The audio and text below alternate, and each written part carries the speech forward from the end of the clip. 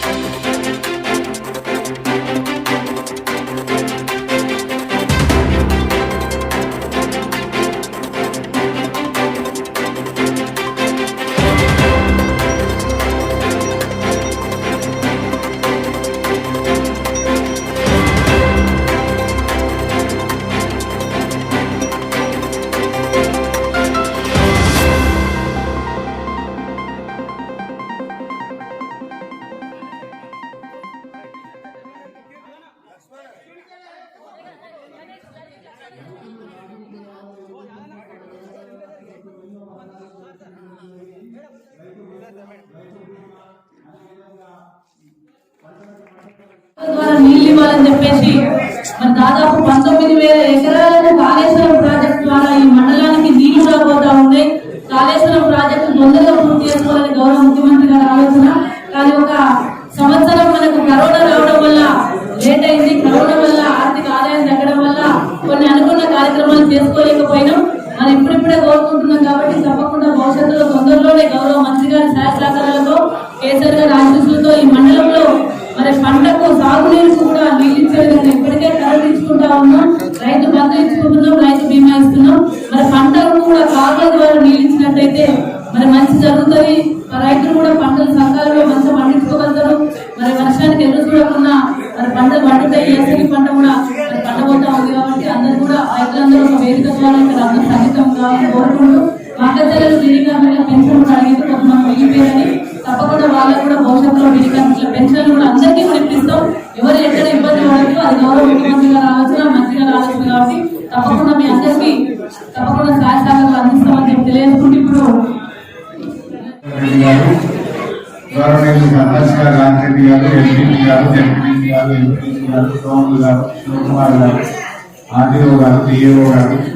రైతు సోదరులు, మీడియా మిత్రులు అందరికీ పేరు పేరు నమస్కారం.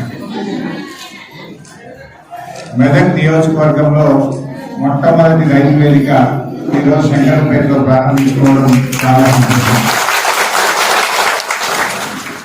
మెదక్ నియోజకవర్గానికి ఈశాన్యంగా ఉంటుంది మన శంకరంపేట. అందుకే ఈశాన్యంలో మొదటి రైతు వేదిక శంకరంపేటతోనే ప్రారంభించుకున్నాం. అట్లా సెంటిమెంటల్ గా మనకు వాస్తుపరంగా ఎట్లా చూసినా శంకరంపేట అనేది మరి మా పద్మా గారికి కానీ టీఆర్ఎస్ పార్టీకి కానీ చాలా ఇష్టమైనటువంటి మండలం శంకరంపేట మండలం. తెలంగాణ ఉద్యమంలో కూడా అమరవీరుల స్తూపాన్ని ఇక్కడనే కట్టి అప్పుడు కేసీఆర్ గారి చేతుల మీద అమరవీరుల స్తూపాన్ని కూడా ఇదే శంకరంపేటలో ప్రారంభించుకున్నాను. ఏ ఎన్నికలు వచ్చినా శంకరంపేట ఎప్పుడు అత్యధిక మెజార్టీని పద్మా గారికి ఇచ్చేది కూడా శంకరంపేట మండలం. ఈరోజు ఈ రైతు వేదికలు అనేది రైతుల మధ్య ఒక ఐక్యతను పెంపొందించడానికి టీఆర్ఎస్ ప్రభుత్వం తీసుకొచ్చింది. నిజంగా మీరు ఒకసారి గమనిస్తే పాత కాయిదాలు ఏరుకుంటారు కూడా సంఘం ఉంటుంది, ప్లాస్టిక్ కవర్లు ఏరుకుంటారు కూడా సంఘం ఉంటుంది, పాత సీసాలని కూడా సంఘం ఉంటుంది. ఎమ్మెల్యేలకు కూడా సంఘం ఉంటుంది కదా, సర్పంచ్లకు కూడా, రాజరెడ్డిలకు కూడా సంఘం ఉంటుంది, ఎంపీటీసీలు కూడా సంఘం కట్టి మాకు పర్లేదని అడుగుతున్నారు. ఉప సర్పంచ్లకు కూడా సంఘం ఉన్నది, విఆర్ఓలకు సంఘం ఉన్నది, ఉద్యోగులకు సంఘం ఉన్నది, వార్డు మెంబర్లకు సంఘం ఉన్నది, ప్రెస్ వాళ్ళకు కూడా సంఘం ఉన్నది. మరి సంఘం లేనివాడు ఎవడే అంటే బాబు, దేశానికి అన్నం పెట్టే రైతుకే సంఘం లేదు. ఆ రైతులను సంఘటితం చేసి రైతు బతుకుల్లో వెలుతురు నింపాలని మన ముఖ్యమంత్రి గారి ఆలోచన. మీరు ఒక్కసారి ఆలోచిస్తే స్వాతంత్రం వచ్చిన 70 ఏళ్లలో రైతు బతుకు బాగుపడ్డదా, ఆగమైందా? మీరు ఆలోచించాలి.